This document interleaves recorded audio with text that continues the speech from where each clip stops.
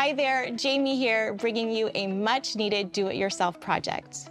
A clever workspace with usable storage, and when it's not in use, it looks like a piece of art. This is how we got it done. Here's how. Once you've determined the size, cut all the pieces to create your frame, the back, and shelving. Lay out the frame and divider pieces on the floor before you assemble. Mark the edges that will be exposed. Apply edge banding to all exposed edges of the cut pieces. Use a standard steel bottom iron because coated irons could blacken the banding.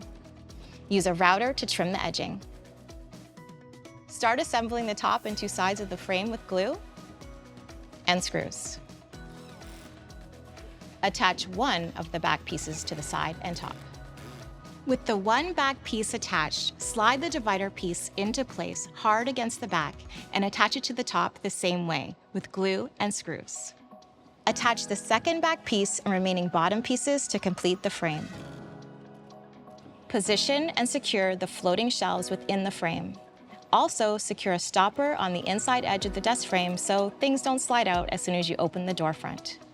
At this point, it should look something like this. Cover all the screw holes with birch plugs. Use a flush trim saw to trim the plugs to the surface. Fill any of the imperfections with wood filler. Sand all surfaces with a combination palm sander and manual sanding. Stain all surfaces except for the door front and set aside to dry. To maximize material, use a table saw to cut down the 1x2 piece of maple for the door front frame and geometric pattern. Cut and attach the frame pieces flush to the outside edge of the door front with glue and a nailer. Measure and cut the geometric pattern to fit within your frame. Dry lay the pieces before securing them to make sure that everything fits and you're happy with your design. Secure the pieces with glue and pin nails. Fill any holes and sand to prepare for final staining. Stain and seal all surfaces of the door front.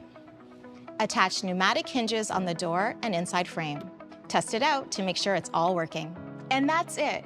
And when you're done using it as a desk, it's great all tucked away. See you next time.